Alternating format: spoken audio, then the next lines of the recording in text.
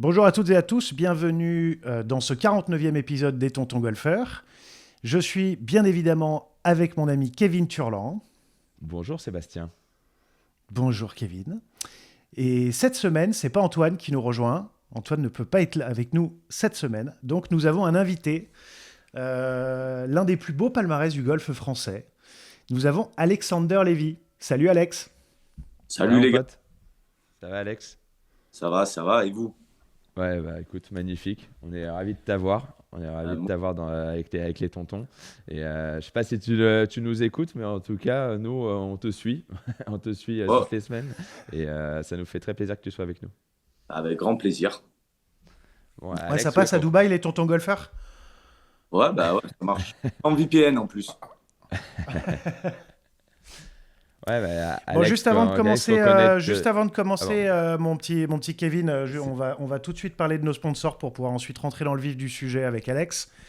Et Alex, bien évidemment, vous pouvez le suivre facilement sur Golf Planet, notre partenaire média, 100% gratuit, 100% digital. Vous pouvez télécharger l'application qui est gratuite pour avoir toutes les news du golf sur votre smartphone ou votre tablette, ou bien évidemment vous inscrire à la newsletter qui arrivera chez vous tous les lundis. Et un grand merci à Callaway qui nous soutient depuis le début. N'hésitez pas à aller voir à rester vigilants parce que toutes les nouveautés vont bientôt arriver. Donc un grand merci à eux pour leur soutien. Et j'enchaîne avec un grand merci à Wally Clubmaker pour le soutien aussi qu'ils nous apportent, aussi bien sur la partie vidéo que moi au quotidien pour mon métier. Donc un grand merci à eux. Et puis on est parti pour cet épisode avec Alex. Donc Kevin allait parler un peu du fait qu'on se connaît depuis très longtemps. Mais j'ai compté hier, ça fait plus de 20 ans qu'on se connaît, c'est moche. Qu'est-ce qu'on vieillit? Oh là là, ça passe à une vitesse. Ouais, c'est un truc de dingue. Un truc de Et dingue. nous, Ouais, Alex, on je te doit jure. pas être loin de 25 avec les Mary John. Ouais, bah ouais, Ouais, poussin. bah, la chance qu'on a, c'est qu'on est plus beau qu'avant déjà. C'est déjà pas mal, tu vois. On glow up. Ouais, exactement. Donc Alex, toi, tu viens du sud de la France. Ouais, T'as commencé à la frégate, non? j'ai commencé à jouer à Frégate. On est plusieurs petits produits du golf de Frégate. Ça a commencé avec Fabrice Tarnot, qui était au tout début. Après, il y a eu Julien Millet et comment il s'appelle? Notre Seb Clément, national. Ouais. Et, Ouais. euh, et après, il y a eu moi et il y a le petit dernier qui arrive, notre petit Martin. Donc, il y a eu des filles aussi, la petite Lucie Malchian. Donc, voilà, c'est un beau petit fournisseur de bons petits jeunes. Donc, ouais, Com- comment tu l'expliques de temps en temps qu'il y ait des golfs, tu sais, sans que ça soit des golfs à immense budget, tu vois, enfin, comment est-ce que tu expliques que parfois, tu vois, par exemple, comment est-ce que aussi à la Tour de Salvani, tu as deux mecs qui ont joué sur le Tour européen, Clément Sordet et moi. Enfin, tu vois, après, tu as des golfs comme la Boulie, tu vois, mais la Boulie, c'est des golfs historiques, c'est des golfs qui ont des budgets. Là où il y a eu beaucoup de mecs qui sont sortis, comment il peut y avoir des golfs comme Frégate qui tout d'un coup, en fait, il y a autant de jeunes qui sortent et qui sont forts parce que tu parles de mecs et de filles qui, là, ça joue, quoi.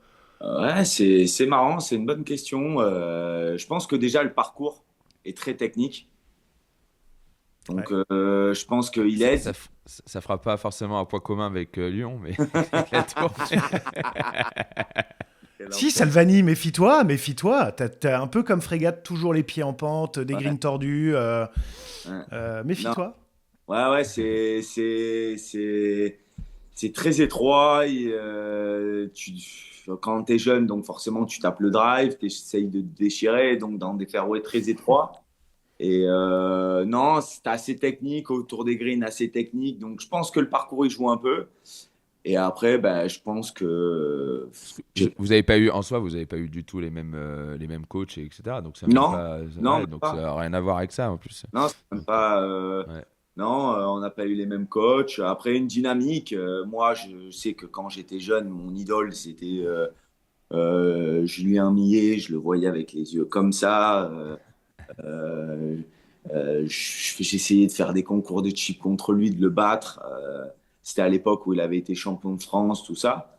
Donc c'était ouais, c'était peut-être qu'on s'est tiré comme ça. Moi, je me rappelle Martin, je le voyais, il était petit. J'ai des photos où il est petit. Enfin, il doit avoir 7, 8, 10 ans qu'il était là. Il me regardait avec les yeux comme ça. Donc, je pense que tout ça aussi, ça fait un peu, quoi.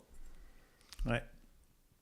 Bah ouais, s'identifier à des gars plus vieux ou des filles plus vieilles et Et nourrir ton rêve, en et fait, accessible aussi, parce que comme ouais, tu c'est disais, tu fabuleux. vois, tu faisais des concours de chip avec Julien Millet, alors que tu étais gamin et que lui était champion de France, et tu as fait pareil avec Martin. Donc c'est vrai que cette proximité avec des bons joueurs et qui sont qui plus est les idoles du moment quand tu es à ce niveau, ça aide vachement et ça fait gravir des portes mentales beaucoup plus tôt, beaucoup plus facilement de rendre accessible des joueurs comme ça. Donc, Ah, non, mais c'est top. Et Et puis puis en plus, bon, ça t'a amené à être champion de France aussi, du coup. ouais, ouais, ouais. Parce que champion de la France fin en 2010, 2009. 2009, ouais. 2009, 2009. 2009. On a Et révisé, alors, hein. tu vois, j'ai me- j'ai même pas vérifié, mais j'aurais tendance à penser que c'était contre Ambroise Fourquet en finale, non? Ouais. Et j'ai battu un de vos copains, Monsieur Schwartz.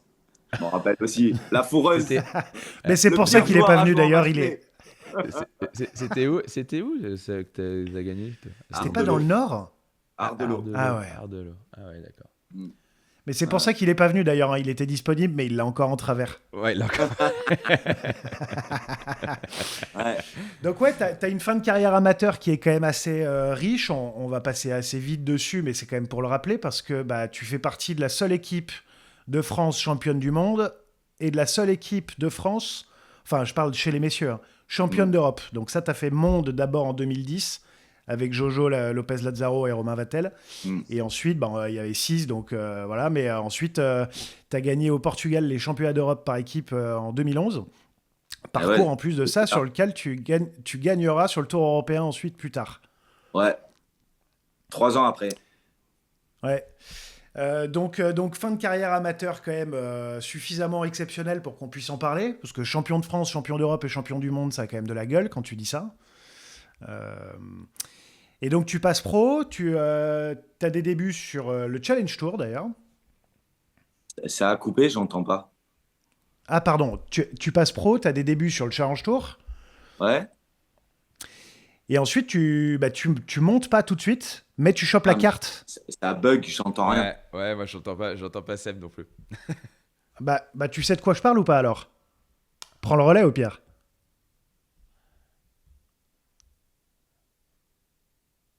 Tu m'entends pas? Non, Non, ça saute. Tu ça m'entends toi, saute. Alex, bien? Ouais, toi, je t'entends Ouais. parfait, mais Seb, je Bah t'entends, vas-y. ça saute.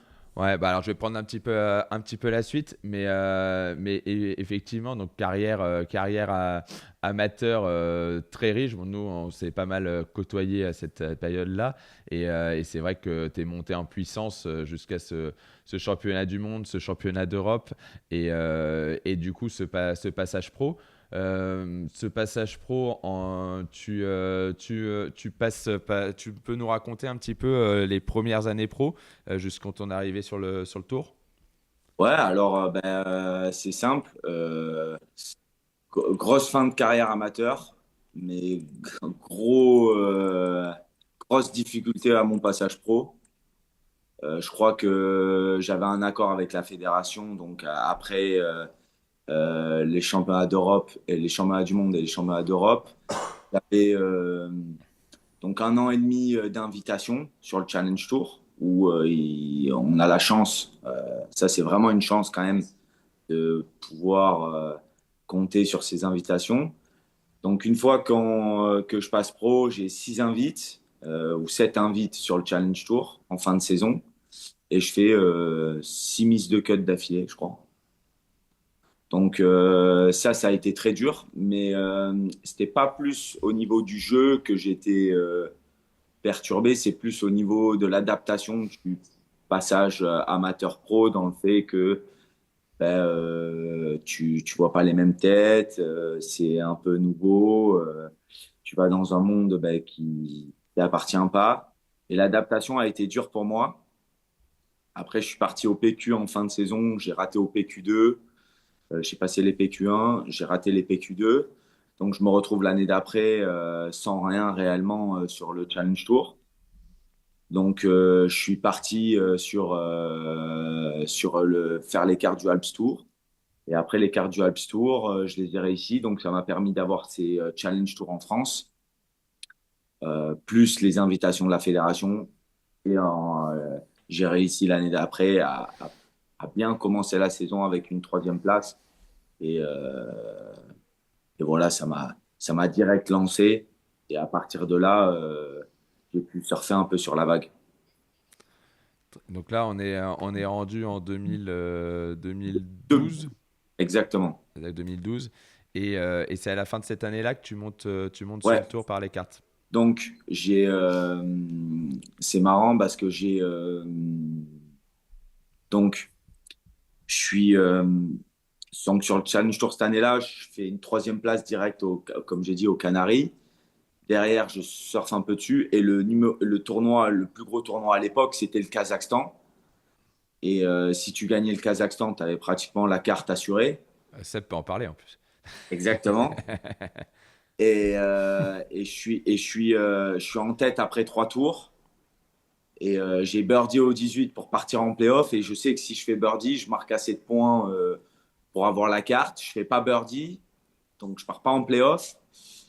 Mais je marque assez de points pour finir dans les 30 premiers et aller direct à la finale. À la finale, je fais pas un assez bon tournoi pour me qualifier dans les 15 premiers.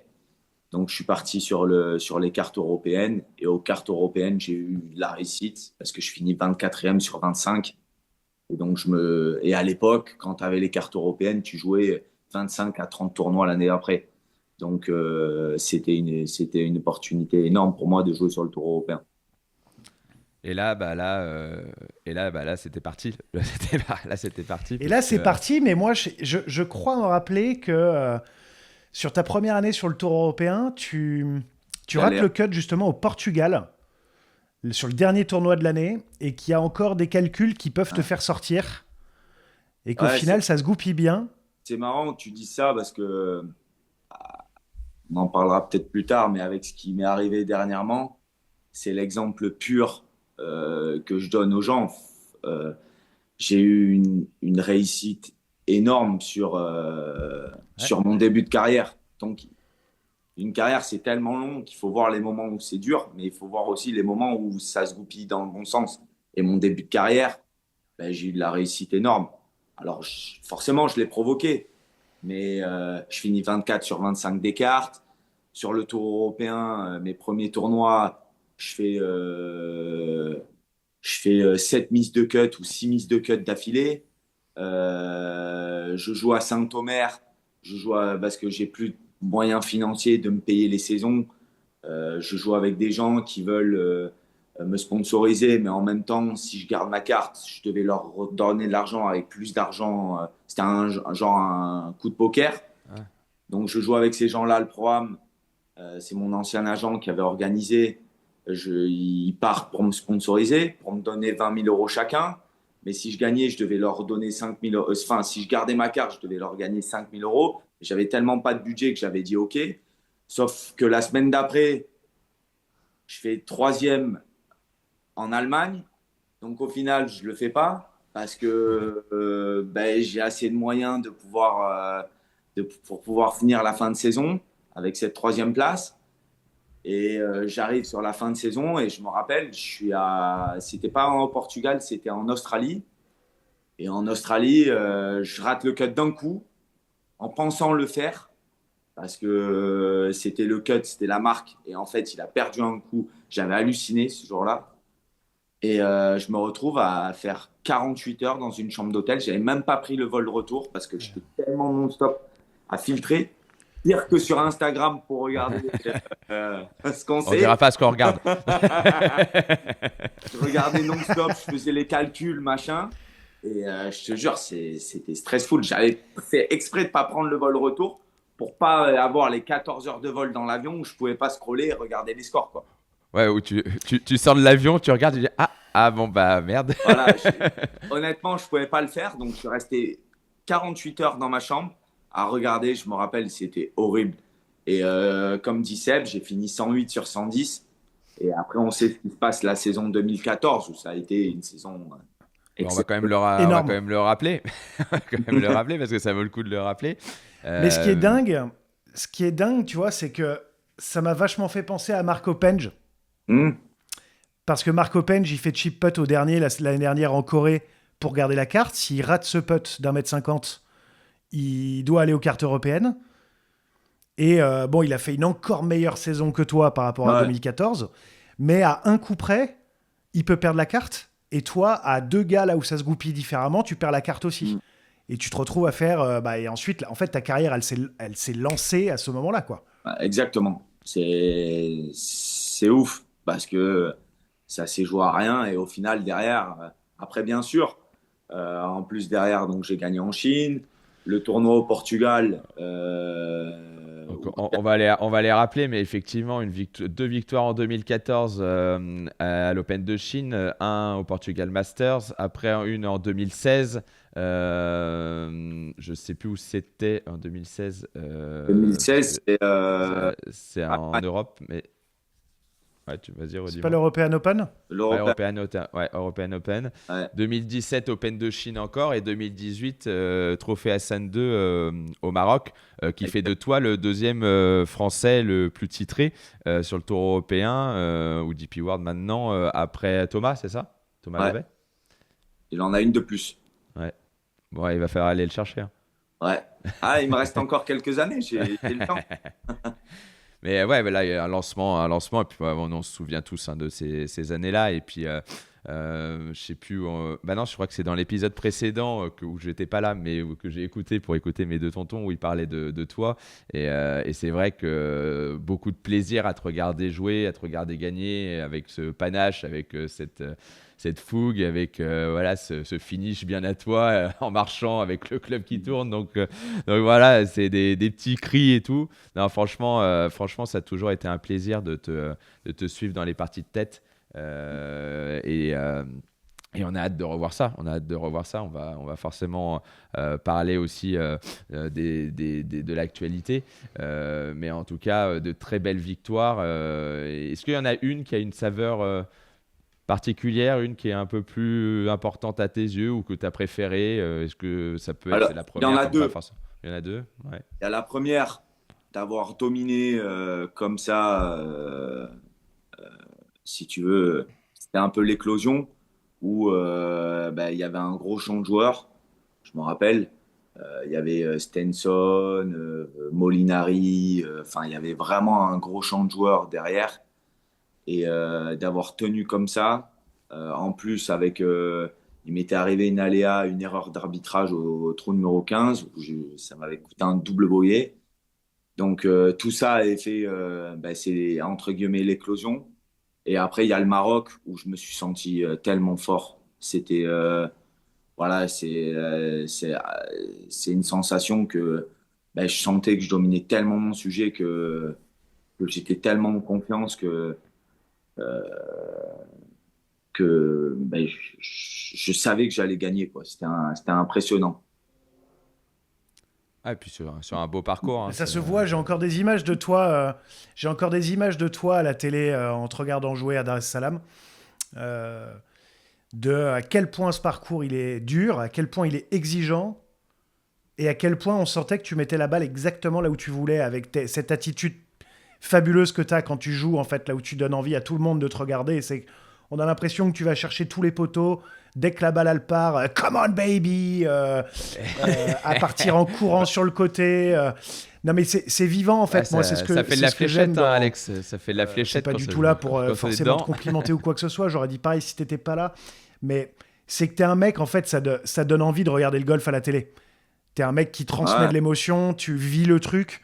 Et à Dar es Salaam, c'est vraiment, je me souviens vraiment des images là où tu cours derrière la balle, tu cours sur les côtés au 18 après un gros draw là, Mm. Ouais, pour aller c'est chercher le vrai. Bah, green. Et c'est quand même ultra kiffant, quoi. Ouais, ouais, bah, comme tu dis, grandi avec Tiger Woods, plus supporter de l'Olympique de Marseille, tu es obligé de grandir un peu avec, On savait bien qu'on allait à un moment le placer quand même. t'es obligé de grandir un peu avec la fougue et ouais, après, c'est comme ça que genre, au final, on, on vit de ça, mais ça reste notre passion et c'est ce qui nous fait lever tous les matins. Donc, quand tu es dans les moments de tension comme ça et que, ben, c'est vrai, je me rappelle encore de ce trou que j'ai réussi à faire au trou numéro 17 avec la pression et le moment où j'avais un coup d'avance. Et c'était un coup ultra compliqué, le par 3. Et ce coup de fer 6, je m'en rappelle comme si c'était hier. C'est un des plus beaux coups de ma carrière où j'ai réussi à faire. Et je l'ai vécu à 120%, quoi. Ah ouais, je m'en souviens aussi. C'est marrant, c'est des coups ouais, qui marquent parce que c'est des moments un peu charnières. Au final, t'es au 17 avec un par 5 à jouer au 18. T'as qu'un coup d'avance, il peut encore tout se passer. Le 17 qui est dur en plus. Et c'est vrai que c'est un peu le coup, le coup important. Ouais, Il y en a eu plein, mais c'est le coup un peu décisif du ouais. tournoi. Donc, ouais, donc 5 victoires et donc du coup 11 ans. 11 saisons, on essayait de compter dans 12 saisons 11 saisons en- d'affilée, ouais, et plus en- cette année, ça fait 12, ouais. et du coup 11 saisons avec des saisons meilleures que d'autres, avec même des années où tu te rapprochais un peu pour la Ryder Cup, Mm. dans des discussions pour la Ryder Cup, un peu c'est la saison aussi pour les. Il y a les JO aussi, que tu un moment Là, j'ai raté les JO que- en 2016 pour blessure. Parce pour que blessure, c'est ça? et on m'a Exactement. passé, on m'a pas. Ouais. En fait, j'ai pas joué pendant 3 mois. Et il y a Julien Ken, je crois que c'était avec Greg Bourdi qui sont allés. Et au dernier tournoi, il fait genre 6 ou septième à l'Irish Open et il me sort des points. Et moi, j'avais pas joué pendant 3 mois sur les derniers tournois. Donc ouais, ouais. Après, comme tu dis, il y a eu des hauts et des bas. Voilà. C'est sûr que la Ryder Cup en France a été un parce que jusqu'au mois de ben, ma victoire au Maroc, donc c'est au mois de mai, et la Ryder Cup c'est septembre, ben, jusque-là, j'étais un Thomas Bjorn, j'ai dû jouer entre 5 à 10 fois avec lui en 2 ans. Donc, Mais à chaque fois, c'était volontaire au niveau de l'organisation. Il ouais, demande à jouer. Ouais. ouais. Donc, Ah, c'est pour ça, parce que moi j'ai joué avec lui des week-ends en 2018. Ça avait rien à voir du coup? Moi, c'était des lundis. Moi, ouais, ouais, on a fait Ouais, souvent parce que ouais, t'arrives quand même 46e mondial en 2018 au ouais, mieux, non? C'est ouais, ça? 46e mondial après Donc, ma victoire. Et, et après, bon, ben, j'ai perdu un peu le fil. Mais comme j'ai perdu un peu le fil de la suite de ma carrière, après, voilà, quand tu dis perdu un peu le fil, c'est avec le recul, tu vois des alertes que tu n'as pas tenues, des choix, des mauvais choix selon toi à l'époque. Tu ouais. l'expliques Alors, comment? moi, j'explique. Ce que j'explique, c'est que j'explique pas de mauvais choix parce que je l'ai fait dans un seul but, c'est de pouvoir évoluer et d'aller dans le bon sens. C'est pas comme si ben, tout d'un coup, j'avais plus mis le même investissement. C'est juste que ben voilà, les attentes. Quand on parle tous les jours de la Ryder Cup, de trucs, si on allait te sélectionner, si ceci, tu joues moins bien 2 semaines direct, on te parle de ça. À la fin, c'était fatigant. Et, mais bon, j'ai aucun regret. J'ai eu de la déception parce que j'ai senti que je l'ai touché pendant pas mal de temps. Et forcément, ben, de ne pas avoir réussi à le faire, ben, ça a été vraiment, entre guillemets, mon premier échec de ma carrière professionnelle parce que je n'ai pas réussi à, à surmonter toutes ces choses-là pour y arriver. Donc voilà, mais si c'était à refaire, je referais, avec l'expérience que j'ai aujourd'hui, je referais différemment. Vraiment, ouais. Alors en soi, de toute façon, c'est vrai que c'est pas pareil de subir entre guillemets une pression quotidienne hors golf et la gérer en fait sur un parcours. Sur un parcours, tu as été beaucoup plus préparé à ça. Et en final, c'était voilà, ce que tu as toujours fait, c'est les clubs dans les mains et on y va. Et c'est vrai que quand ça va au-delà de ça, que ce soit sur les réseaux, que ce soit sur des sollicitations de discussion de Ryder Cup, etc. C'est vrai que c'est autre chose, quoi. Il faut l'avoir vécu pour pouvoir savoir comment gérer. Et effectivement, comme tu dis, maintenant, avec le temps et le recul et la maturité que tu as eu aussi avec toutes ces années, forcément, tu ferais peut-être ça différemment. Le résultat, c'est peut-être le même, peu importe, on s'en fout, tu vois. Exactement. Mais en tout cas, c'est important d'avoir été au milieu de ces sujets-là et ça prouve la qualité de joueur le joueur que tu es. Et puis, il en reste encore des Ryder Cup. Ouais. Non, bien sûr.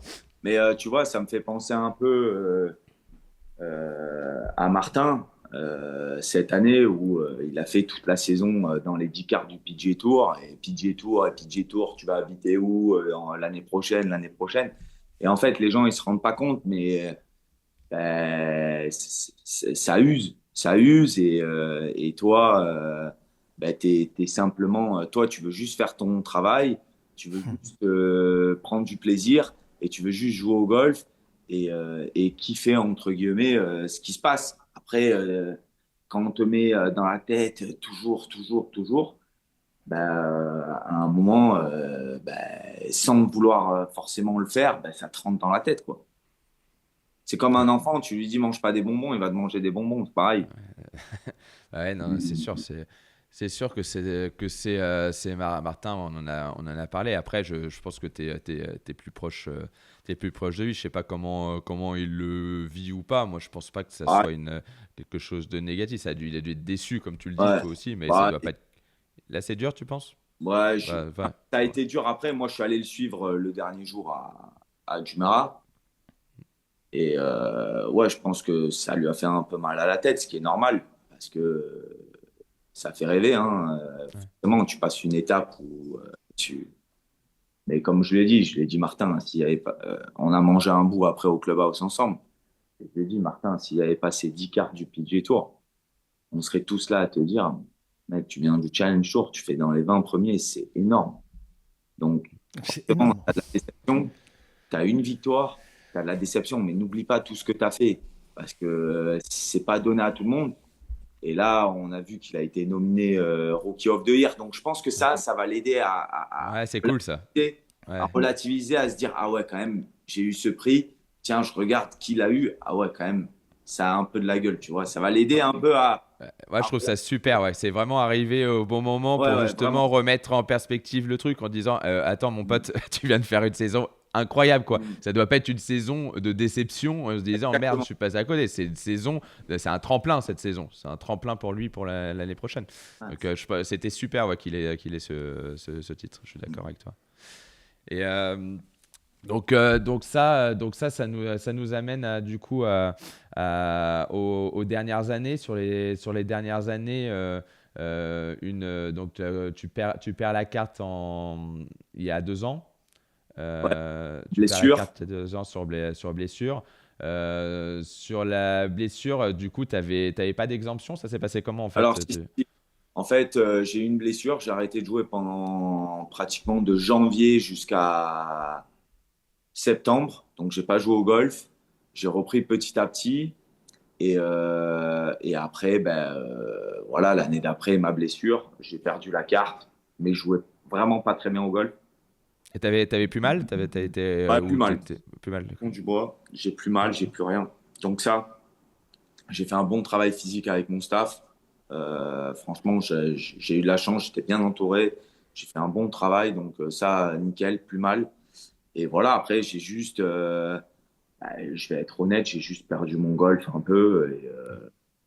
Et voilà que je commence à retrouver. Donc ça, c'est la petite satisfaction. La fin de saison a été ultra positive cette année. Mais voilà, j'ai fait des choix à des moments. Voilà, j'ai voulu changer de coach, j'ai voulu faire plein de choses. Et en fait, le seul conseil que j'ai à donner à n'importe quel joueur, c'est plus tu te rapproches du haut niveau, plus il faut que tu fasses des choses simples et pas partir dans tous les sens. Moi, je suis parti dans tous les sens. Voilà, j'ai voulu tout changer. Je me rappelle sur un trou au 11 à l'Emirates, je rate un pull draw, drapeau à gauche, un pull draw. Et là, d'énervement comme ça, je dis à mon cadre, à Tom à l'époque, je lui dis, c'est bon, j'en ai marre. Je fais toujours ces balles à gauche. Je vire le coach. Mais ce qu'il y a, c'est que mais t'es pas du tout quelqu'un d'excessif. Alors, ça m'étonne. Mais ce qu'il y a, c'est que les balles à gauche, 5 ans après, je les fais toujours. Mais c'était Bah quand oui. ça? Ça, c'était 2019. Et là, ça a été un peu le début. Ça a été un peu le début. Voilà, j'ai tout changé. J'ai changé mon swing.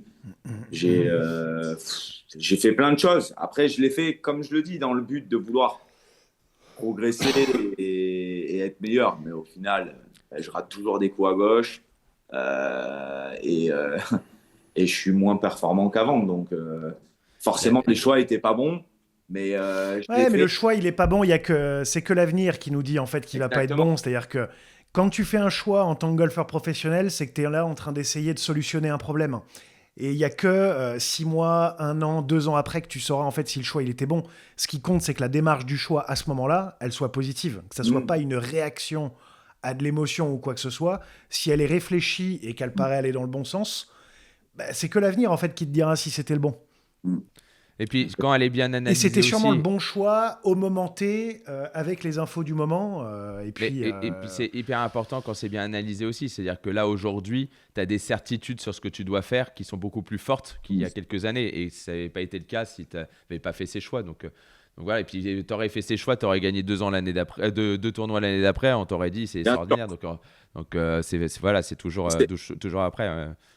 C'est pour ça que j'ai zéro regret. Je l'ai fait, comme je l'ai dit, dans le but de vouloir m'améliorer. Et voilà, juste que j'ai fait des choses qui n'étaient pas faites pour moi. Et voilà, ça va pas plus loin que là. Mais voilà, maintenant, je vois sur le futur. Et comme je disais, forcément, donc j'ai perdu cette carte que j'ai récupérée sur le Challenge Tour. Comment c'est, si on peut s'arrêter juste 2 secondes, parce que sur quand tu perds la carte et que direct l'année d'après, tu es direct en mode conquérant quand tu la perds et tu te dis ok, je vais défoncer le Challenge Tour, c'est parti, on est parti. Ça met du temps parce que voilà, remonter direct l'année d'après, tu as fait une super saison sur le Challenge Tour, ou c'est juste parce que le niveau de jeu, malgré tout, même entre guillemets sur des années où tu trouvais que tu jouais moins bien, tu avais quand même un fond de jeu qui a fait que c'est pour ça que tu es remonté assez rapidement sur le tour. Non, honnêtement, j'ai mon fond de jeu, comment dire, sur quand j'ai perdu la carte, ça a été très dur, mais honnêtement, je jouais pas bien. Je jouais pas bien. Et l'année d'après, sur le challenge, donc ça a été, honnêtement, je vais pas le cacher, ça a été très dur après 10 ou 11 ans sur le DP, de se dire que tu dois redescendre sur le challenge tour, on sait ce que c'est. Les prize money, je sais pas par combien ils sont divisés, mais c'est plus la même chose. Les parcours, c'est plus la même chose. Enfin, c'est vraiment un monde d'écart. Et voilà, après, ça a été dur à avaler, mais après, j'ai mis mon ego de côté et je me suis dit, il y a une nouvelle génération, va voir ce qui se passe et ça va peut-être te redonner un boost et accepte. Faut toujours accepter ce qui t'arrive parce que si tu l'acceptes pas pour remonter, c'est très dur. Donc, je l'ai accepté et j'ai travaillé, j'ai rien dit. J'ai pas essayé de jouer des coudes en disant j'ai gagné 5 fois, donnez-moi des invites, machin. J'ai juste avalé la pilule et je suis parti et je suis allé à la bataille. Parce que le Challenge Tour, c'est vraiment la bataille, Seb peut le dire. Et voilà, et je me suis concentré vraiment à donner tous les moyens pour remonter. Moi, tu m'as vraiment impressionné, Alex, sur cette année sur le Challenge Tour. Tu m'as beaucoup fait penser à quelqu'un qui est aussi un de tes modèles d'enfance, je pense, vu notre génération, mais ça me fait beaucoup penser à Greg Avray quand il a joué le Challenge Tour. Là où Greg, j'avais partagé quasiment toute l'année avec lui en 2019. Il n'était pas monté parce qu'il lui avait manqué 1 ou 2 gros finishes, mais il avait fini peut-être 30e du Challenge Tour, mais en faisant une très très bonne saison. Et il l'avait rechopé par les cartes. Et moi, je me souviens, parce que je suis quand même un petit poussé par rapport à vous, parce que moi, j'ai fait que 3 saisons sur le Tour européen. Et déjà, après 3 saisons sur le Tour européen, le gap dont tu parles, enfin, la pilule de redescendre, elle avait été très difficile à accepter. Et j'avais eu beaucoup de mal, justement, sur ma saison 2019 en redescendant, à digérer, en fait, la pilule, à pas me sentir à ma place, à avoir l'impression de jouer mieux que ça, tu vois, pas réussir bah, en fait, à simplement prendre les faits pour ce qu'ils sont, c'est-à-dire, bah, tu as perdu le droit de jeu sur le Tour européen, tu joues le Challenge Tour, et ton métier, c'est pas le circuit, en fait, ton métier, c'est ton niveau de jeu. Mm. Donc, bah, si ton niveau de jeu, il n'était pas suffisant pour le Tour européen, et ben, tu redescends, et puis si ton niveau de jeu, il est meilleur, bah, tu remontes. Et aussi bien Greg que toi, vous avez fait des saisons, en fait, de grands champions, mais pas en termes de résultats, en termes d'attitude. C'est-à-dire que ce que tu dis de pas jouer des coudes et compagnie, en plus, tu as quand même une personnalité à jouer des coudes, pas dans le sens à, Son côté marseillais, à là, que t'es avoir en le train de melon, dire. C'est- pas avoir, non, pas avoir, mais justement, ouais, dans le sens pas discret, tu vois, donc qui pourrait ressembler à jouer des coudes. Et les deux, vous avez fait preuve d'un professionnalisme, d'une humilité, et, euh, et j'ai une admiration pour ce que vous avez fait tous les deux sur votre première saison de redescente après, du coup, toi 11 et Greg, c'était 19 saisons Ouais. sur le Tour européen. Pour moi, m'être fait pris au piège de l'ego et de la rancœur presque vis-à-vis du système, tu vois, genre Ouais. pourquoi j'ai perdu la carte, enfin grosse admiration pour ce qu'avait fait Greg en 2019 et je l'avais du coup vécu de près vu qu'on avait beaucoup partagé les chambres. Et lui, tu sentais qu'il faisait sa petite life de bah, Ouais. moi, je suis là pour jouer mon meilleur golf et tout. Et toi, je t'ai beaucoup vu là-dedans avec aussi un côté bah, un peu grand frère vis-à-vis de Martin, vis-à-vis des jeunes et compagnie.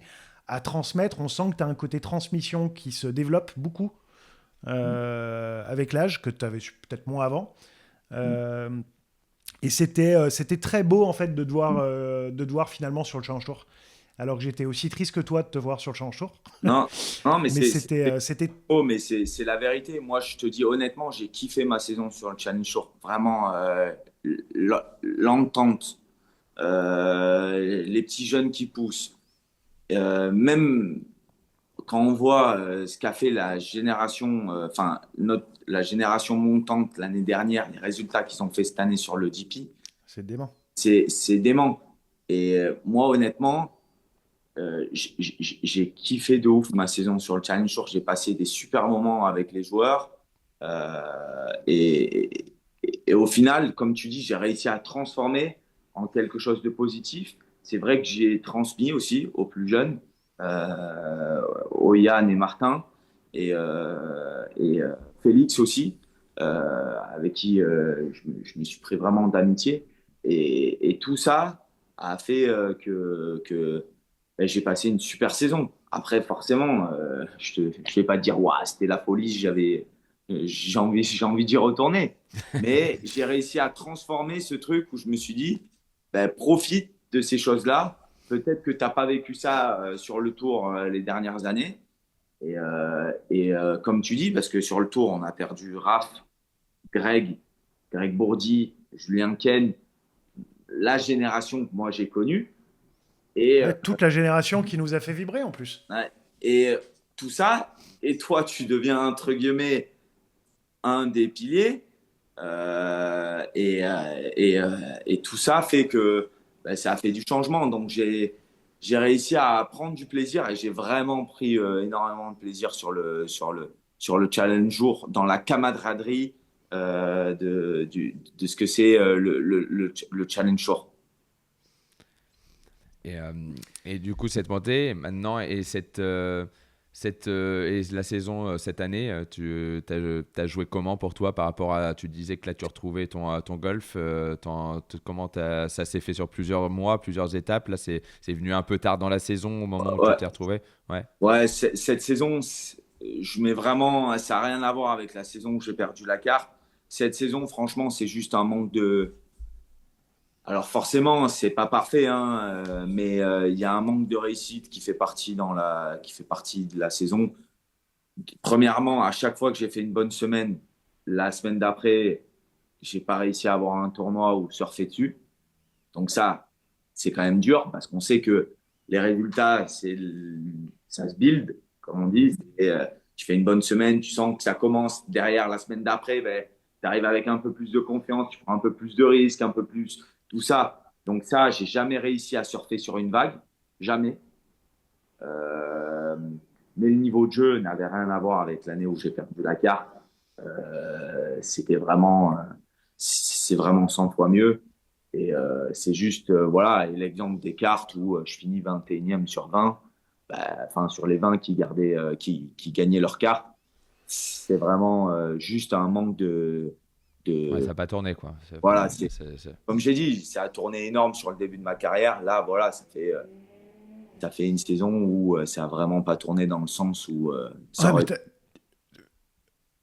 vu que tu as dit que tu avais eu de la réussite en début de carrière, tu as le droit de dire aussi, bah là, j'ai pas de chat. En Ouais, fait, vu que tu acceptes le fait qu'il y a eu des moments là où tu as eu de la chatte, tu as le droit de dire, bah là, pas de chat, quoi. voilà, je me Et en rappelle, fait, là, j'étais avec mon frère qui était là dans la voiture. Ils sont venus avec mon père aux cartes et on est rentré donc on est rentré après dans le sud et dans la voiture, c'est exactement le débriefing que j'ai dit à mon frère. J'ai dit voilà, il faut garder la tête haute, j'ai tout donné. C'est juste qu'en fait, bah, j'ai pas eu de réussite et ça s'est pas goupillé. Et voilà, si je continue à faire ça, à un moment, ça va payer. Il faut juste être patient. Alors, forcément, c'est dur parce que tu redescends sur le Challenge Tour et c'est encore une fois où tu redescends et il faut l'accepter. Après, j'appréhende un peu plus parce que il y a beaucoup de joueurs français qui remontent et ben, on n'est plus beaucoup de joueurs français sur le Challenge Tour. Donc, qu'est-ce Ouais, mais que. à chaque fois que tu redescends sur le Challenge Tour, t'en ramènes 3 sur le tour avec toi après. Donc, c'est bien. Tous les ans, tu vas en ramener. Non, Donc, mais là, t'es dans quelle perspective tu vas faire exactement le même choix? C'est-à-dire, est-ce que tu vas essayer de jouer quand même, tu vas pouvoir jouer avec la KT, je sais pas exactement au niveau en finissant 21e, si tu vas pouvoir avoir une KT qui te permet de jouer quelques tournois. Est-ce que tu vas jouer un peu sur les deux ou tu vas te faire refaire une full Challenge Tour? je sais. Honnêtement, moi, je suis partir sur les tournois en Afrique du Sud. Voilà, après, je vais voir. Peut-être les qualifs du livre aussi, ça peut quelque chose qui peut être m'intéresser. S'il y a une saison où je peux la tenter, c'est cette année. Donc, je vais voir peut-être ça, peut-être full challenge tour l'année prochaine. Ce qui est sûr, c'est que je jouerai pas le double tableau sur le DP en sachant que cette année, en plus, c'est les 100 premiers qui gardent leur carte. Je Ah, ils pourrais, descendent encore. Ouais. ouais, je pourrais tenter un coup d'éclat. Par exemple, je joue à Maurice dans 2 semaines, donc je vais jouer à un coup de poker. J'ai une invitation. Donc, ils ont été cool, ils m'ont donné une invitation. Donc, oui, peut-être un puis coup ça de tombe sur poker. une semaine là où tu peux y aller sans problème, quoi. En plus. Voilà, un coup de poker. J'aurais peut-être le Volvo China, vu que j'ai gagné là-bas. Donc, peut-être une deuxième opportunité, peut-être le Kenya. Mais ce qui est sûr, c'est que je veux pas que ça engendre sur ma saison du Challenge Tour. Et en plus, cette année, sur le Challenge Tour, c'est revenu à 15 qui gagnent Ah leur carte. bon. Donc, Ah voilà. ouais. Faut pas faire n'importe quoi. Et du coup, Les là, cartes du livre, là je vais faire le journaliste, quand même. Ouais. Même si on n'est pas journaliste, mais je suis du Ouais. bon côté du micro. Cartes du livre, pourquoi les cartes du livre, Alex? Ouais, carte du livre, c'est une opportunité énorme. Ah mais Opportunité. moi je suis complètement d'accord, hein, mais je te lance juste sur le Opportunité, sujet. une opportunité financière énorme et de côtoyer, parce que bon, mine de rien, il y a des grands joueurs, hein. Il faut pas se Ah le mais faire. énorme. Donc, opportunité financière, opportunité de côtoyer d'excellents joueurs et voilà, hein. Ces deux ouais, choses, et puis, comme tu disais, si tu le fais pas cette année, je le enfin ferai voilà. jamais. Ah Donc, oui, c'est ça. on verra. Comment t'imagines le futur un peu du golf mondial là, avec ce qui se passe vu qu'on t'a toujours appelé Radio Lévy, t'as forcément des infos qu'on n'a pas, non? Non, moi je trouve ça décevant. Après, moi, comme j'ai dit comment il s'appelle? À Guy Kinnings et à un autre qui gère le calendrier et les sponsors, j'ai dit, si vous voulez mon point de vue, si pour le Tour européen, moi, je pense que si on signe avec le PIF, il y a moyen de faire un tour global Et alors forcément, tu te détaches des États-Unis, mais les mecs des États-Unis, ils veulent pas voyager en Europe. Ils n'aiment pas ça et je peux les comprendre. Ils ont des tournois énormes chez eux, dans leur pays, et ils jouent des parcours bijoux. Pourquoi tu vas vouloir t'exiler, aller en Inde, en Corée, alors que tu as tout parfait chez toi? Donc je peux les comprendre.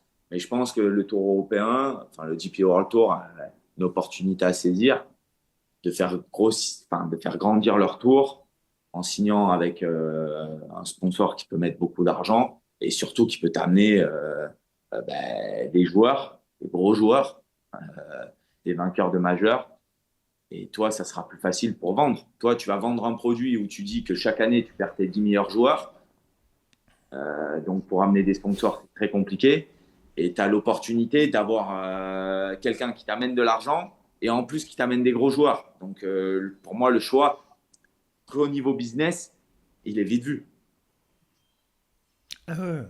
Ouais, mais c'est vrai que Moi, je trouve qu'il y a un truc qui est pas dit. Je me permets. Je trouve qu'il y a un truc qui est trop peu dit en fait vis-à-vis de cette guéguerre Live, PGA Tour, DP World Tour. C'est qu'il faut bien se rappeler en fait de pourquoi est-ce que tous les meilleurs joueurs du monde ils vont jouer aux États-Unis. Mais c'est parce que c'est là où il y a le plus d'argent. Ils disent que c'est là où il y a les meilleurs joueurs et là où il y a les points mondiaux.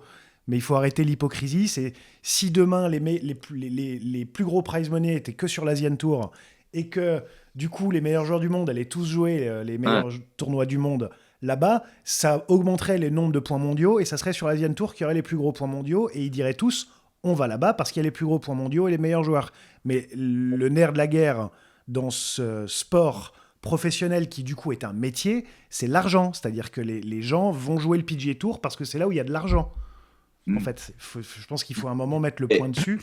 Et ils ont été très opportunistes grâce au livre de créer ces elevated events et doubler ou tripler les prize money. Donc forcément, comme par hasard, ça a fait évoluer plus l'argent qu'on n'a pas vu passer sous la table pour certains joueurs. Voilà, exactement. Mais non, et puis le DP World, c'est quand même mis volontairement, ou en tout cas officiellement, en retrait par rapport au PGA Tour, même si à la base, on le savait déjà un petit peu. Là, ils ont pris une position où leurs 10 meilleurs joueurs montent sur le PGA Tour. Donc en gros, comme tu disais, ils disent au revoir à leurs 10 meilleurs joueurs. Et en gros, ils mettent sur un piédestal le PGA Tour. Donc ils ne sont plus du tout dans l'optique, dans la concurrence. Enfin, ils estiment qu'ils sont en dessous du PGA Tour. Ouais, mais ils ont, entre guillemets, le DP World Tour a eu de la chance. Enfin, a eu la chance que le PGA Tour leur verse de l'argent parce qu'il leur verse beaucoup d'argent. Sinon, le DP World Tour, ça aurait chuté énorme. Et tu ne penses pas que cet argent du PGA Tour, enfin, ça se trouve, c'est la seule raison, plus ces 10 places, c'est justement pour garder le DP World et leur dire, les gars, barrez-vous pas avec le livre. Bien sûr. Ils nous ont gardé sous le coude. Mais bon, ça, voilà. Après, pour les joueurs, c'est une opportunité énorme. Tu as 10 spots. Moi, j'aurais rêvé à l'époque d'avoir 10 spots. J'y serais allé 2-3 fois. Donc, j'aurais rêvé à l'époque qu'il y ait ça. Mais malheureusement, voilà, ça a fait que le livre a chamboulé. Mais après, ils ont créé un système qui est différent. Mais je pense qu'il peut attirer des sponsors. Quand tu arrives et que tu vas vendre quelque chose à un sponsor, à un promoteur ou quoi que ce soit, tu amènes des joueurs. Donc, lui, il va pouvoir faire sa publicité, il va pouvoir vendre un produit où il sait. Alors que sur le DP World Tour, en finale, tu ne sais pas qui va venir jouer le tournoi. Parce que les meilleurs joueurs, ils ne vont pas venir jouer. Donc, quand tu as un sponsor ou un promoteur qui te demande est-ce qu'il va avoir lui? Je sais pas, on sera à l'entrée liste. Donc 2 semaines avant, le promoteur, il peut pas vendre. Ouais, c'est un an avant, quoi. Le mec, c'est quand il sort ses budgets l'année d'avant. Mais d'où les appearance fees, pour les joueurs. Enfin, ça a toujours été l'argent. Ça a toujours été l'argent, le nerf de la guerre. C'est, tu veux que ce mec il soit là, et tu mets tant et il viendra, en fait. Ouais, mais parce que en fait, si tu veux, je pense qu'il y a un problème les gens qui critiquent beaucoup ça, sont pas joueurs professionnels. Eux, c'est leur passion et ils voient le golf avec ce qu'on transpire, c'est-à-dire avec des super tournois honorifiques, le British Open, le côté ancestral du sport, etc. Mais faut quand même remettre le truc dans son contexte. Parce que je vois que, par exemple, Victor Pérez, qui a été beaucoup critiqué Ouais. pour partir sur le livre, mais c'est une opportunité, comme disait Alex, énorme. En plus, sur une saison où il était en train de plus ou moins perdre, où il a perdu la carte. Il À a, quel moment, du PG Tour, à quel moment, en fait, tu peux dire non ouais. à ça? C'est il impossible, est- en fait. et il vient d'être père, donc il Ouais. sait que ça va être plus Non, mais compliqué. il y a Il y a- même pas de débat en fait, je trouve. Je sais pas. Enfin, je sais Ouais. pas. Il n'y a pas de débat. Et tu signes malgré tout. Alors oui, on peut critiquer d'où vient l'argent et tout, peu importe, c'est pas l'os histoires. Mais l'os histoires, c'est surtout de se dire que là, il signe, entre guillemets, pour son enfant et pour la suite, en fait, il met tout le monde d'accord, quoi. C'est fini. Alors, Le game, il est plié. moi, je vais te dire un truc. À chaque fois que quelqu'un, j'entends critiquer ou quoi que ce soit, je lui parle, je lui pose une question, je lui dis, c'est quoi ton métier? Donc, il me répond. Je lui dis, si on te propose de faire le même métier, on te double ton salaire, tu restes toujours dans la même boîte? Ouais. Et là, La boîte que tu as aidé à construire, que tu aimes, etc. Est-ce que tu restes là-bas? Ouais. et là, d'un coup, il fait, ah, et ça parle chinois. Donc, je leur dis, à un moment, arrêtez de critiquer. Il a le droit de faire ce qu'il veut. À un moment, voilà, il a peut-être besoin de mettre, euh, d'être père, ça lui a mis peut-être plus de pression que autre chose. Il a peut-être envie de passer plus de temps avec sa famille, tu sais pas, mais ça lui appartient son choix. S'il a envie de faire ça, ben, c'est parce qu'il l'a décidé. Donc, bravo à lui, et il a voulu faire ça. C'est ce qu'il sentait, et voilà. Ouais, et puis les joueurs qui signent sur le livre, c'est pas des mecs qui végètent entre l'Alps Tour et le Challenge Tour, hein. Hein. Quand t'as une opportunité de partir sur le livre, ça veut quand même déjà dire bon, j'ai déjà fait deux trois choses dans ce jeu qui me permettent d'avoir cette opportunité-là à plus de 30 ans, en n'étant pas top 10 mondial. Enfin, il y a quand même beaucoup de choses de. Ouais. Enfin, Moi, tu peux que plonger, quoi. ouais, ouais, non, mais c'est sûr. Moi, le seul truc que je regrette dans tout ça, c'est que ça a divisé. Au lieu de Ouais. rassembler, ça a divisé. C'est le seul truc que je regrette. Et je pense que c'est néfaste pour le golf parce que, en fait, comme tu dis, ça donne une image où bah, il y en a qui sont pour l'oseille, enfin l'argent, et d'autres pour l'institution. Mais en fait, tout le monde est pour l'argent. Tout le monde est là pour l'oseille, hein. Tout le monde est là pour Voilà. Donc, l'oseille. Non, mais ça, c'est hypocrite. Donc, voilà. Et quand on parle de prestige, tu sais ce que je donne beaucoup comme exemple pour défendre aussi quand même un petit peu ceux qui partent du coup sur le livre. T'en connais beaucoup des mecs qui se sont levés le matin pour gagner le John Deere Classic ou le RSM ou le Non, 3M. C'est des tournois qui n'ont pas de valeur non plus en fait. non, c'est sûr que Enfin, qui n'ont pas de valeur. Demain, ils changent de nom. T'as des tournois mythiques et hein, des parcours mythiques sur le PGA Tour. Bon, sur le Tour européen, on a beaucoup d'Open nationaux, donc ça c'est différent. hmm, Ça, je trouve ça a énormément de valeur. Mais il y a beaucoup de tournois aussi en soi qui, juste parce qu'ils sont estampillés PGA Tour ou DP World Tour, qui n'ont pas beaucoup plus de valeur que ça. C'est-à-dire que c'est vraiment les joueurs dans ces pays-là vont faire leur métier, quoi. Vont faire leur métier pour gagner de l'argent, pour gagner des points mondiaux. Et que le côté passion, bah, on a tous ce côté passion et ça nous fait rêver. Mais qu'à un moment, on est aussi très factuel, quoi. À un moment, la passion, ça paye pas de facture, hein. hein, mais c'est sûr. Mais comme je disais, à un moment, voilà, c'est le seul truc moi, je regrette dans tout ça, c'est que ça a divisé. C'est la Et, division, ouais. et c'est dommage parce que ça enlève l'image du golf, la belle image qu'avait le golf. Et maintenant, ben, il y a plus cette notion à chaque fois des meilleurs joueurs qui jouent ensemble. Et moi, je me rappelle l'époque. Moi, je la trouvais fabuleuse, cette époque où ben, tu jouais le DP World Tour. Tu avais les gros joueurs européens qui venaient jouer les tournois, les Open nationaux. Westwood, Stenson, Garcia, Voilà, Montgomery, t'avais tout le monde avant. voilà, ça c'était incroyable.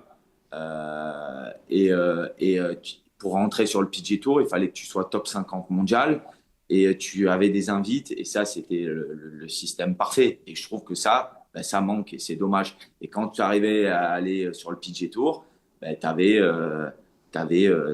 comment dire, t'avais cette opportunité de pouvoir jouer là-bas et avoir quelques starts sur là-bas et d'essayer de garder ta carte. Et si tu marquais assez de points, derrière, tu allais aux cartes du PGA Tour et tu pouvais garder ta carte comme ça. Donc ce système, pour moi, il était parfait. Malheureusement, l'éco-business a fait que c'est plus le cas et je trouve ça dommage. Après, tu penses pas que c'est une question de temps avant Non. qu'on ait juste, en fait, tu penses pas qu'il y a un moment ou un autre, déjà, le livre va récupérer des points mondiaux parce que à force, ils vont plus pouvoir mettre ces joueurs-là dans les majeurs. Moi, tu veux que je te dise pourquoi ça se fera pas? Parce qu'il y a les mecs du PGA Tour qui ont refusé de l'argent pour rester avec le livre. Que si le livre il signe un contrat avec le PGA Tour, ben, ça va les rendre fous de s'être assis sur des centaines de millions d'euros. Alors, est-ce que tu penses qu'ils vont finir par avoir des points mondiaux pour que ou des invites pour les majors? Parce que tu vas Ben, pas te passer de. majeur, ils ont déjà. Ils ont Majeur, déjà des. ouais. Ouais. Mais je pense que les points mondiaux, ouais, ils auront. Après, ce qui va être dur, c'est que vu que tout le monde a perdu des points mondiaux, ça va partir de très bas. Donc, il va falloir, ça va mettre du temps à reconstruire. Parce que à chaque fois, ben, par exemple, leur meilleur joueur, ça doit être Hatton, je pense, ou John Ram, ou DeChambeau, un des trois. Mais il y en a plus que trois. Donc, avant Ouais, que. donc tu marqueras pas beaucoup de points, tu veux dire, vu que Voilà, c'est fait en Bah fonction ouais, parce des que joueurs. Ram, il doit être 80e mondial. Et tu dois avoir que. Ouais, je dirais que c'est Hatton qui doit être 12-13 et DeChambeau qui doit être 20e. Mais ça fait du coup peu de gars deux très très points. hauts pour marquer beaucoup de points. Ouais. Donc ça va mettre du temps. Après voilà, comme pour le redire, moi je trouve que la division c'est jamais bon et que c'est le seul truc qui a... Tu le disais déjà à l'école, hein, d'ailleurs. Ouais, exactement. Je préfère les additions, c'est mieux. On préfère additionner, hein, toujours. Mais ça c'est vraiment quelque chose qui est l'histoire. En fait, dans toute l'histoire, c'est de l'hypocrisie. Tout est basé sur l'argent, mais ça a créé une division et c'est tellement dommage que voilà, ça donne cette mauvaise image, alors qu'en fait, n'importe où tu vas, c'est basé sur ça, comme le football avec l'Arabie Saoudite, comme les joueurs de tennis qui vont faire des exhibitions. Enfin, ça a toujours marché. Enfin, c'est le nerf de la guerre et c'est juste dommage. Ouais, faut juste Pour pas parler que de ça, moi j'aimerais te poser une question, mais je connais un petit peu la réponse, mais c'est pour pouvoir en faire partager aussi un petit peu nos auditeurs. Tu es un grand conteur d'histoire, tu as beaucoup d'anecdotes, tu as rencontré beaucoup de très très grands de ce jeu. Mhm. Je parle pas des autres sports, des personnalités et compagnie que tu as pu rencontrer. Est-ce que tu n'aurais pas une ou deux rencontres marquantes, je sais pas, avec des gens d'un niveau hallucinant, des échanges avec des joueurs de Ryder Cup ou du top 5 ou du top 1 mondial ou quoi que ce soit, des petits trucs un peu sympas à nous raconter d'expériences que tu as pu vivre avec certaines personnes. J'aime bien tes yeux là. Je peux pas tout raconter, malheureusement. autour des parcours de golf, surtout. Ouais. Non, mais ouais, j'ai eu des super anecdotes. Moi, je m'en rappelle d'une. Je m'en rappellerai toujours. C'est British Open 2019. Je me rappelle. Il y avait Olivier Rosner qui était avec moi. Il était venu avec moi d'ailleurs. Et le lundi matin, je me dis, tiens, je vais aller faire une reco tôt. Parfait. Ils annoncent beau la météo. Je vais aller faire une reco assez tôt, vers 7h, 7h30. Donc on se lève, machin. Et en fait, tu prenais une voiturette. Et pour aller au practice, donc je vais pour m'échauffer, je vais à la salle de gym, je m'échauffe. Et là, je vais pour aller vers le practice, donc tu avais une voiturette. Et en fait, pour monter au practice, tu avais, comment dire, tu avais une petite montée. Donc j'arrive devant le practice, je monte, et là, je monte, et là, je lève la tête. Un mec au practice, Tiger. Et là, et là, je me retourne vers Olivier, et je lui dis, je peux pas le mettre à côté de lui, il n'y a que lui. Mais en même temps, il n'y a qu'un seul practice. Mais en même temps, je me dis, putain, mais c'est l'opportunité énorme. Et je vais te dire un truc, parce que je vais rebondir sur un truc, c'est que moi, j'ai jamais eu le courage d'aller voir ce mec. Et je me rappelle, Seb, je t'avais vu aller à Dubaï, le voir Ouais. au green du 9, je crois que c'était, je me rappelle. Ouais, mais alors, je Green crois du que c'est 18 l'histoire, à la c'est fin du Tiger. programme. C'est Ou Tiger, 18, j'étais allé je crois voir que Seb. c'était 9 ou 18. Ouais. Tu étais allé le voir et tu étais allé lui dire que merci pour tout ce qu'il avait fait au golf et parce que si on était là aujourd'hui, c'était grâce à lui. Eh ben, ça, je vais te dire, il faut avoir une grosse paire de cojones pour pouvoir y aller et lui dire. Moi, j'ai jamais eu le courage, mais Et tu sais que, bah moi c'est idole, idole de ouf. C'est Benito qui m'avait vraiment poussé. J'étais hein. terrifié. C'était Benito qui m'avait poussé à y aller. Au green du 18, là, c'était le pro-am, il met 5 mètres pour birdie. J'ai gueulé comme s'il avait gagné un majeur. Tellement j'étais stressé et heureux et tout. Et, euh, et ouais, je lui avais dit ça. Je lui avais dit ça. Et après, tellement de tension, j'avais fondu en larmes. Ah ouais, De c'est énorme. tellement de tension d'avoir. J'avais fondu en larmes dans un coin discretos à côté des gradins. L'avantage, c'est que tout le monde regardait Tiger. Donc moi, je pouvais chialer tranquille. Personne n'en avait rien à foutre. Mais ouais, ça a été un moment là où j'ai eu besoin de beaucoup de courage. Ouais. Mais c'est un moment exceptionnel de serrer la main et de parler même 10 secondes à ton idole de jeunesse, quoi. Et puis même encore aujourd'hui, mec, il Ah va ouais, avoir 50 ans dans quelques jours. S'il se pointait demain au départ du Masters à 55 ans, je me dirais, je m'en fous, il va gagner, quoi. non, mais c'est énorme. Mais je me rappelle de cette anecdote. Elle était vraiment, vraiment incroyable. Je me rappelle, j'étais là. Enfin, je crois que j'étais pas loin du putting green et je t'avais vu le faire. Et je m'étais dit, ouais. Enfin, Et du coup, tu t'es mis à côté de lui au practice alors? non, j'ai laissé 20 mètres. Mais par contre, j'étais là, Non, mais je surtout tournais la tête qu'Alex, à quand chaque même, on fois. sait que Je tournais la On tête à sait que chaque fois. Tiger, c'est quand même un mec qui suit tous les résultats, c'est un golf nerd et tout. Surtout que toi, il y a quand même une chance qu'il sache quitter. Ouais. Mais je vais te raconter une anecdote avec un autre sportif. Et ça, j'en ai encore les frissons quand je la raconte. Je suis allé voir Roland Garros et bon, grâce au golf, ben, je connais quelques anciens, enfin quelques tennisman. Donc je me rappelle.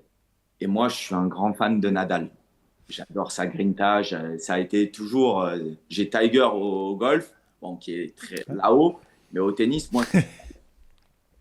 Et, euh, et j'étais copain avec Richard Gasquet. Et Richard m'avait dit qu'il était allé faire un stage chez lui. Ils avaient regardé le golf. Et Nadal lui avait posé la question: ah, t'es copain avec des golfeurs? Et il lui avait dit mon nom. Et Nadal avait dit: ah, ok, ouais, ouais, je vois, je vois. Mais moi, je pensais que Richard, il m'avait joué un morceau de flûte. Et donc là, c'est marrant parce que là, pour te dire, j'ai pris mon courage à deux mains, je l'ai vu, et donc on était là tous ensemble, et je le vois. Et là, je dis, je vais prendre mon courage à deux mains, et je vais aller le voir. Donc je vais le voir. Là, je commence à parler en espagnol, je ne sais pas d'où je parle espagnol. C'est en soirée généralement que t'es bilingue dans toutes les langues. Voilà. Là, j'arrive, et, et là, il s'arrête pendant 2 secondes, et là, il dit, ah si, je te reconnais comme ça, je te reconnais, le joueur de golf. Et là, c'était le plus beau Bon, moment. arrête, Je ne sais pas c'est s'il a énorme. dit ça pour me faire plaisir ou pas, mais je lui ai dit que c'était mon idole, que machin, que ceci en espagnol, je ne sais pas comment on dit, mais j'ai réussi à lui sortir et il m'a compris. Et derrière, il m'a dit ça. Ah là, je te promets, j'avais la chair de poule et c'était une de mes super anecdotes avec mon petit Rafa Il a Nadal. dit, c'est toi, Raphaël Jacquelin? Ah, c'était mythique. Et après, le dernier beau moment que m'a permis de me faire vivre le golf, c'est mon coup d'envoi au stade Vélodrome. Ah, ouais, je pensais bien que t'allais le placer quand même. Ouais. Ouais, Ça, ça c'est quoi? Ça c'était s'est passé comment ça? On t'appelle? On fait quoi? C'était en Ligue 1 ou en Ligue 2? c'était en Ligue 1, on a eu de la chance. Et en plus, c'était le match pour être champion d'automne en 2014 avec Marcelo Bielsa. Et ça, Oh là, ouais. c'était un, ça pareil, je me rappelle. Donc, ben, en fait, j'avais la chance de pouvoir aller dans les loges. Et j'ai fait une grosse saison et ils m'ont dit: est-ce que ça te brancherait de faire un coup d'envoi? J'ai dit: bah ouais, bien sûr. Si je peux jouer aussi. Est-ce que je peux jouer une mi-temps aussi, quoi? Mais honnêtement, on s'est retrouvé là enfin, se retrouver là au milieu du stade. Franchement, c'est impressionnant. On se rend pas réellement compte dans les tribunes parce qu'on voit c'est grand, mais quand tu es au milieu, j'étais vraiment au milieu et que je regarde comme ça là, tout Puis là, il y a autour. tout le monde qui te regarde. Y a rien d'autre quoi. Et là, tu te dis: ah ouais, c'est impressionnant. Honnêtement, c'est impressionnant. Je peux comprendre qu'il y en ait deux, trois, qui aient les genoux qui claquent quand le ballon il arrive. Donc voilà, ça, c'est mes petites anecdotes où ouais, C'est des beaux. Grâce au golf, ça m'a permis de vivre des moments qui sont exceptionnels. Sans ça, j'aurais jamais pu les vivre. Et Bon, ben trop bien, Alex. Kevin, tu voulais revenir ouais, sur quelque chose? rapidement, parce que je sais qu'on a déjà dépassé nos horaires, mais juste là pour dire un petit peu la suite, ça veut dire que là, comme tu nous disais avant qu'on enregistre, tu es chez toi à Dubaï pour t'entraîner. Et tu commences la saison quand? Tu fais quoi? Donc tu disais en Afrique du Sud, c'est ça? C'est au mois de début d'année? Ouais, au mois de fin janvier, début février. Voilà, en Afrique du Sud. Là, j'ai l'île Maurice. Donc, Ah oui, l'île Maurice avant, ouais, c'est ça. voilà. Et voilà, je m'entraîne. T'es passé avec Jérôme, tu bosses avec Jérôme depuis Ouais, quand ouais. maintenant? Ça Depuis fait quand? 2, 3 ans. 2, 3 ans, ok. Voilà, mais là, je suis vraiment content parce qu'on a pris vraiment une direction technique qui me correspond et je reviens un peu sur mon swing old school des belles époques. Donc, J'avais bien ouais, remarqué ça sur ce que tu dis sur tes stories Insta et ouais. compagnie. Ça a été très dur, mais beaucoup de travail, mais ça en vaut la peine. Donc, quand je vois les images de mon swing il y a un mois à là maintenant, c'est énorme comment, en fait, tu peux aussi vite bouger quand tu as compris certaines choses et que tu es surtout clair dans les idées que c'est vraiment ça qu'il te faut. Donc voilà, je suis vraiment content là-dessus et voilà, je pense que avec mon staff et l'entourage, on est dans la bonne direction. Bon bah Eh trop ben, bien. c'est tout ce qu'on te souhaite. C'est tout ce qu'on te souhaite, Alex. Le golf français et européen se porte mieux quand Alex Lévy joue pour gagner des tournois. Ben, c'est gentil. Euh, et ouais, c'était très tourné façon phrase officielle, mais ça vient quand même du fond du cœur. Ben, c'est gentil, Seb. C'est Merci. quand même Ça touche, un gros kiff de te voir bien jouer au golf. ça touche, ça touche. Merci. Euh, C'est ce qu'on veut, hein, donner des émotions. Comme je le dis toujours. ouais, et t'en donnes. Tu vois, Non. après, moi, c'est un avis personnel, mais moi, ça me fait plus kiffer de te voir en train de jouer pour gagner un tournoi que de voir Dustin Johnson gagner, quoi. Mm, Dustin Johnson, il va te lever la main vite fait, pas un sourire, pas une mm, émotion. Bah, moi, perso, pardonnerai ma vulgarité, mais ça me fait chier, quoi. Alors mm, que bah, te voir jouer, tu gueules avec toi derrière la télé, en fait. C'est ça qui est cool, mm. je trouve. Ben, ouais. Euh, Toutes tes aventures seront forcément disponibles sur Golf Planet, notre partenaire média, sur lequel vous pouvez absolument suivre toutes les infos du golf français et bien évidemment d'Alex Lévy. Téléchargez l'application, c'est gratuit. Vous pouvez aussi vous inscrire à la newsletter qui sort tous les lundis. Un Et grand je merci. Vas-y, je t'en prie. voulais rajouter un petit mot. Moi, je voulais vous féliciter, les gars, parce que c'est top ce que vous faites. Et voilà, faut avoir de la force et c'est toujours intéressant. Et voilà, c'est sympa de transmettre vraiment ce qui se passe à l'intérieur de notre métier parce que bah, les gens, ils voient que le résultat et que l'extérieur, mais c'est toujours important de donner ce qui se passe à l'intérieur. Donc voilà, c'est vraiment sympa de faire ça et de pouvoir donner la possibilité aux gens de découvrir vraiment l'intérieur de notre métier qui peut être pas évident de temps en temps et grâce à vous, on peut transmettre ces choses-là. Donc, bravo à vous, les gars. Merci Merci beaucoup à toi. Alex pour ces mots.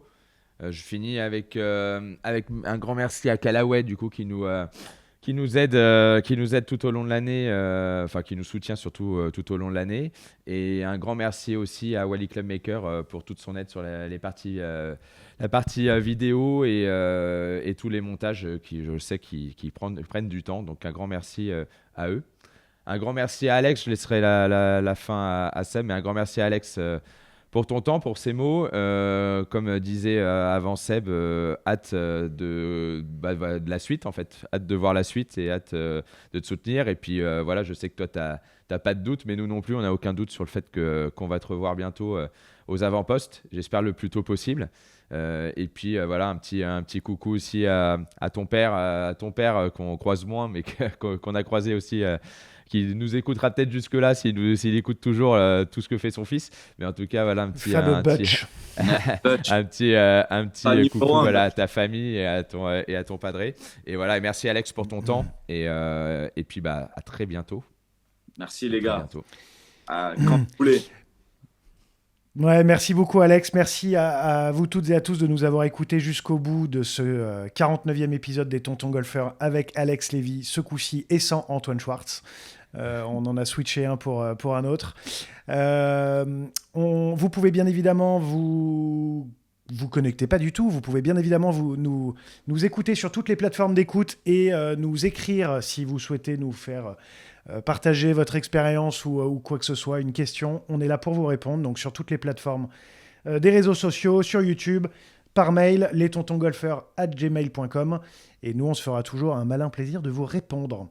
Donc, merci les gars, merci à tout le monde, et puis on se retrouve dans 15 jours pour le prochain épisode des Tontons Golfeurs. Salut Kevin, salut Alex. Salut les gars, merci. Ciao les gars. Ciao.